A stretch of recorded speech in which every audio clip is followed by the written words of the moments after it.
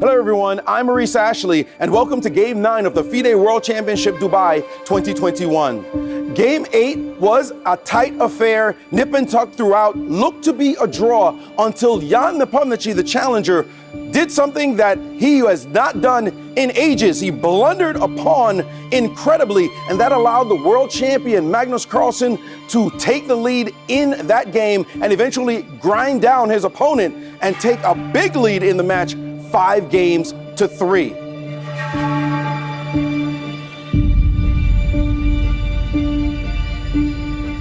In today's Game 9, Nepo will have the white pieces. We've seen him play cautiously in the last couple of games, content to get just a small edge, but that has not been enough against Magnus, who has defended perfectly and was able to neutralize his advantage in those games. Will Nepo change his strategy completely and go all out on the attack, creating chaos on the board and possibly confuse the champion? Or will that be too risky a strategy and cause that to blow up in his face and maybe he loses the game and simply loses the match?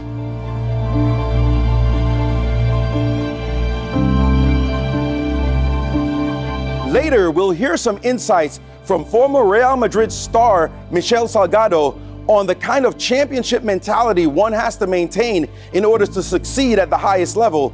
And we'll also see a feature on the beautiful portals that welcome visitors to Expo Dubai. It's time to get Game 9 started. Let's jump to the action.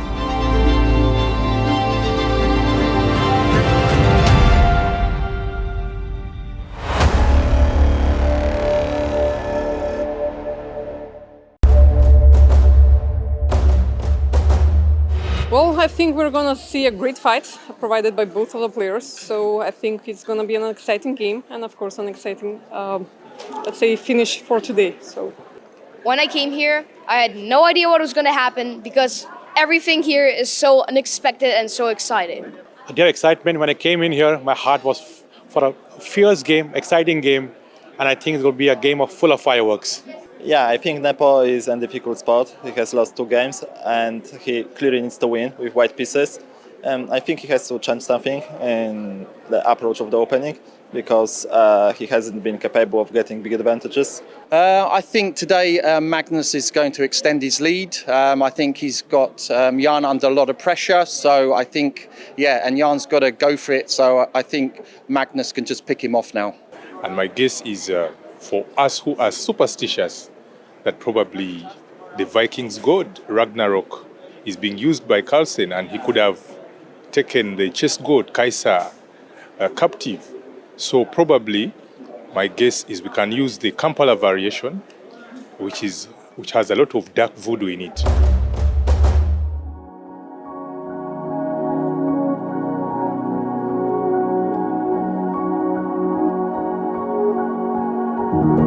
I made my debut when I was 18 years old in first division, and for me it was like reaching the top.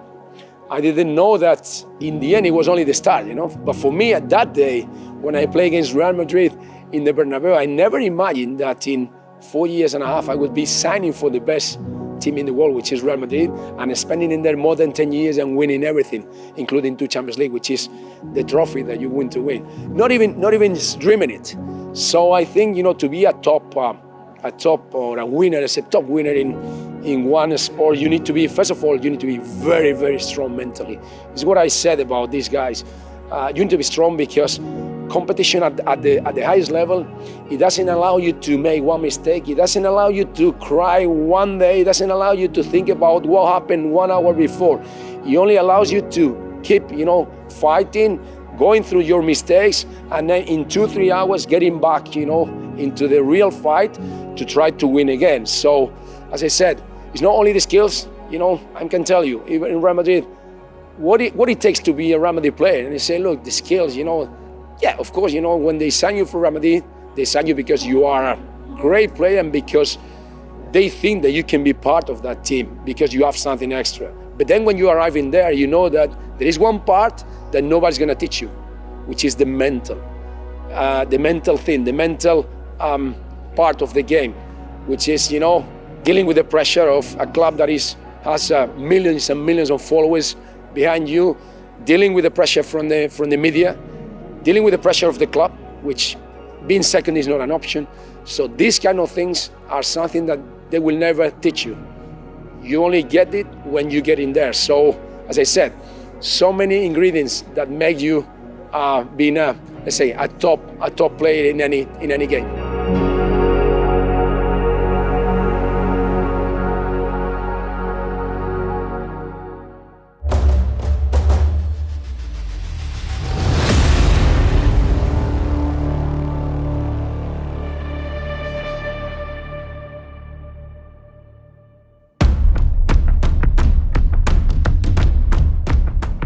Your Excellencies, distinguished guests, ladies and gentlemen, I'm Maurice Ashley, and it is my pleasure to welcome you to Game 9 of the FIDE World Championship Dubai 2021. First player playing with the white pieces from Russia, Jan Nepomniachtchi. And playing with the black pieces from Norway, the world champion, Magnus Carlsen. First, representing FIDE, the deputy FIDE president, Bashar Kouatly. Representing Chess 24, Ayelen Martinez. And one of the bright young stars of our game, Indian Grandmaster Praggnanandhaa. Let the game begin.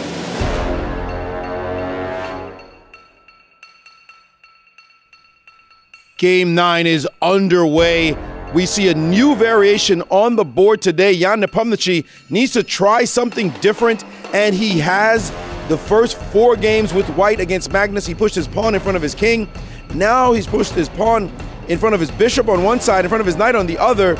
And this variation is different. He's definitely trying to throw Magnus off with these moves. Of course, the world champion is extremely well prepared for everything, but he knows, does Magnus, that Jan needs to go after him if he's going to have any chance of winning this match. So caution is key here. I would expect Magnus to play very solidly, and there he goes, playing d5, putting a pawn in the middle of the board, securely protected, and bishop to g2 instantly by Nepo, the kind of move that puts pressure from the long diagonal. That bishop, often called the Catalan bishop, down the long diagonal, puts a lot of pressure on the position. Magnus knows that this is deep preparation by Nepo as they are in new territory. We'll expect to see Magnus give some thought in this position, and Nepo already getting up from the board. We've seen him do this time and time again in this match. The photographers haven't even left yet, and Nepo is walking away from the board, leaving Magnus to think. Certainly very unusual behavior on his part.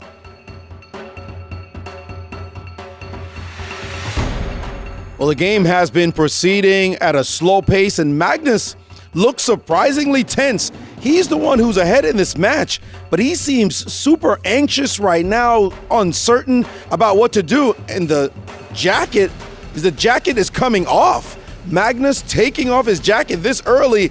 He's usually pretty cool in the beginning of a game, but right now he is feeling the tension. He's feeling the pressure from Nepo's moves, and he just wants to get loose, get comfortable. May not be a big deal, but we'll keep an eye on it, as already the champion is feeling some pressure.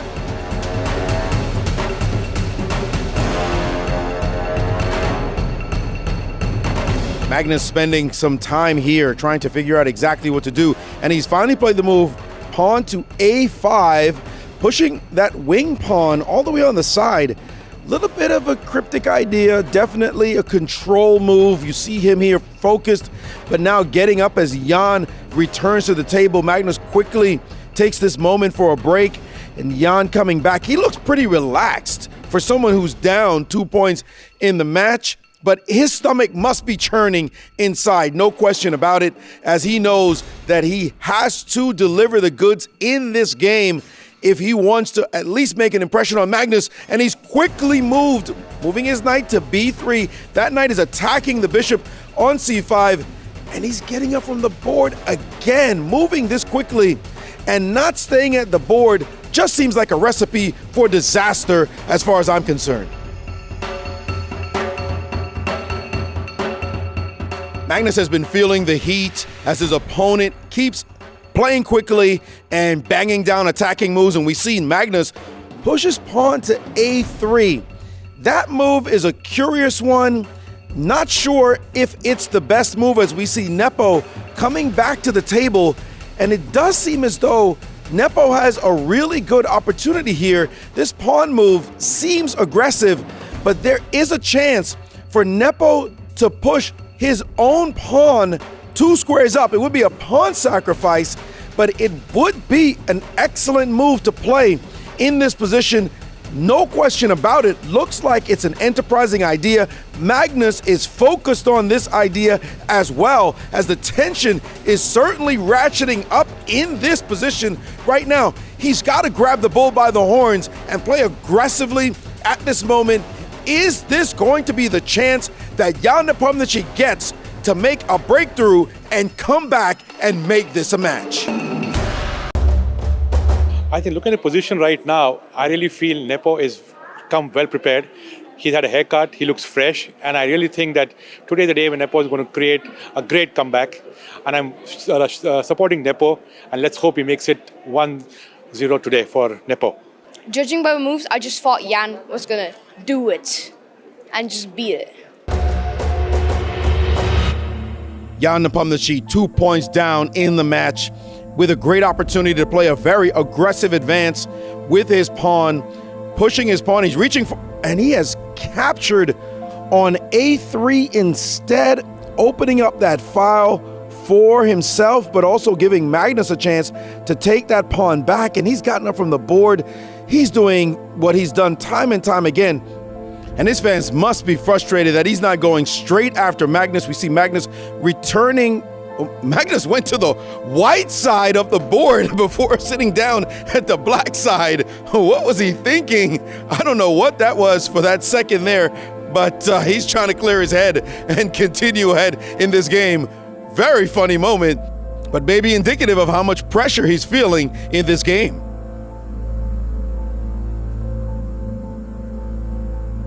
We're on move 18, and Magnus sitting at the board, trying to figure out how to deal with these 2 big pawns that White has in the middle of the board, controlling all that space. And it looks like he's getting set to move, and whoa, what happened there? He touched his knight. He touched his knight, and it looks like he was just adjusting it, and a kind of a funny wave. Technically, you're supposed to say, I adjust when you want to fix a piece, but Magnus didn't have an opponent at the board, so he decided that he could just make the adjustment. Could be controversial in some circles, but clearly the world champion didn't intend to move that knight. He was clearly just fixing it on the square to make it a bit more centered, and he's pushed his pawn to h6.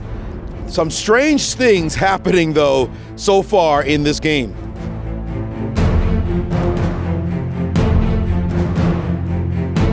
Now it's White's 24th move, and Magnus, with his jacket back on, feeling a lot more relaxed. And what a move, queen back to e1. You don't see the queen retreating that often in chess, offering a queen trade there. That's an awesome looking move. What an idea to offer a trade of queens when he has all that pressure. And Nepo getting up from the board, feeling very confident, or is he nervous? But still, a great move with some nice chances for him, and Magnus quickly trading those queens off. Nepo returning to the board. He'll instantly capture that queen, and there goes that trade. And this position, it looks as though Black's knight is in a funny place, might get trapped, and Magnus has advanced his pawn to give his knight an exit to be able to retreat. But there's a pawn sitting for free on the other side of the board. It looks like Magnus is going to lose a pawn here. And bam, there it goes. The pawn is gone from the board. Did Magnus calculate all of this? Because Nepo at the moment is ahead by a solid pawn. And now rook to a4, trying to get the pawn back. Definitely looking for his own play. Magnus is looking for counterplay, but Nepo's chance might be now. He is up a pawn in this game. Will he be able to take advantage of it and bounce back in this match?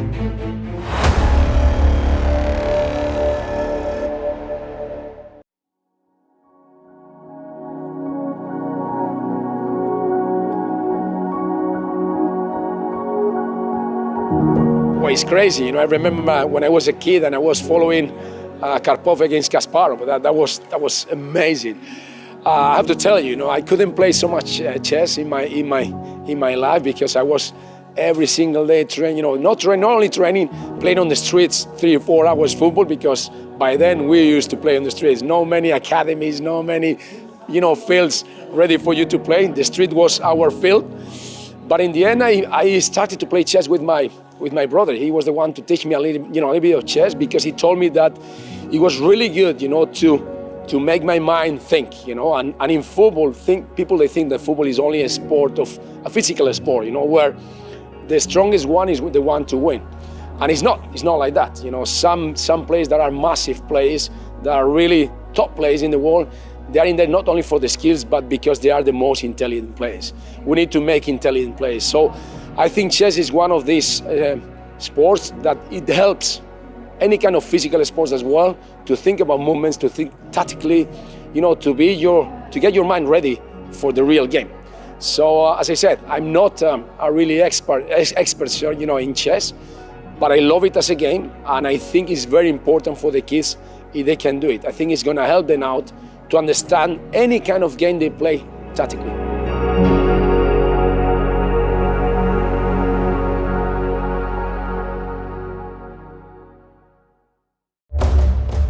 I just think that Magnus is a really great chess man, but I'm also thinking that Jan has a chance of winning. If Nepo doesn't win today, I think he will lose. He won't be capable of recover 2 games deficit.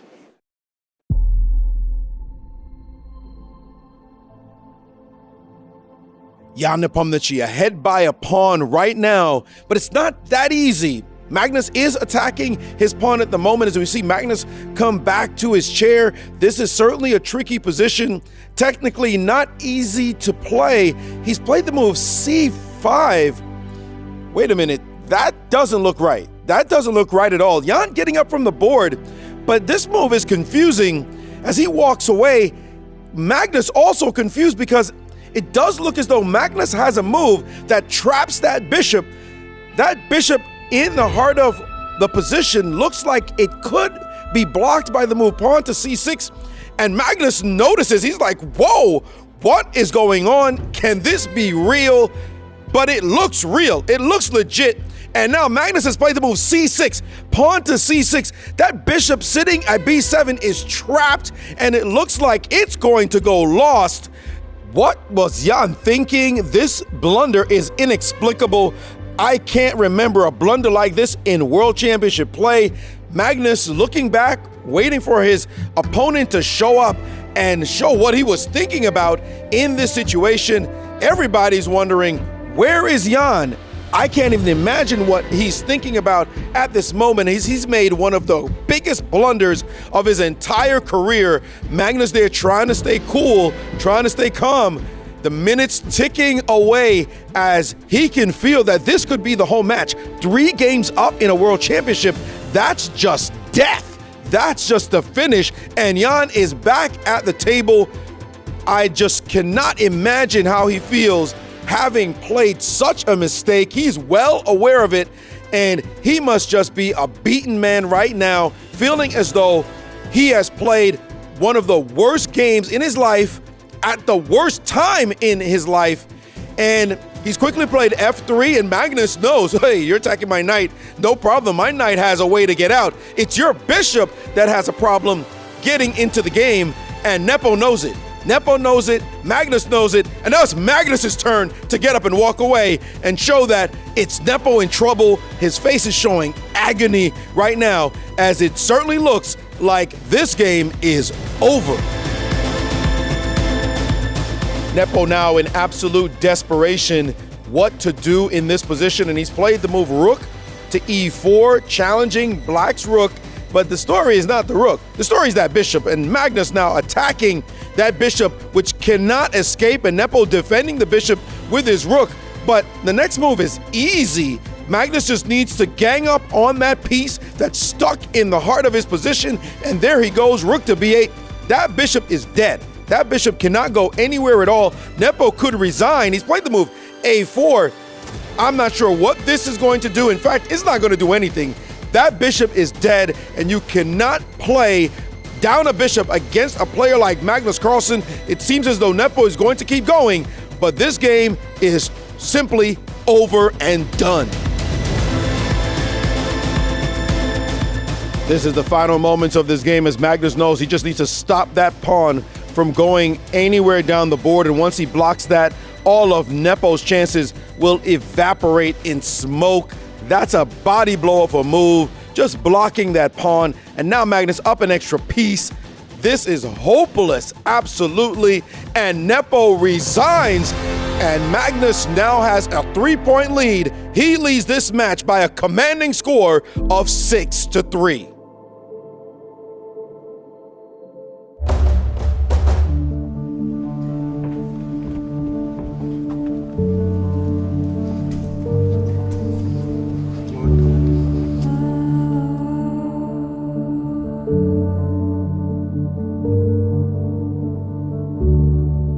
It was a tough game in which I was under pressure, both on the board and on the clock. Sometimes perhaps, your opponent can blunder your way to victory there, so no, that's actually happening. But I mean, in general, of course, there is a lot of work to do to understand why is it going on like this, and what's the reason. But yeah, I mean, lack of concentration, or maybe combined with some not the best luck. You prefer to beat an opponent who's playing at his very best, but if he's not, yeah, you take it any day of the week. The next game will be tomorrow. That is game 10 at 16:30. Thank you all and have a good night.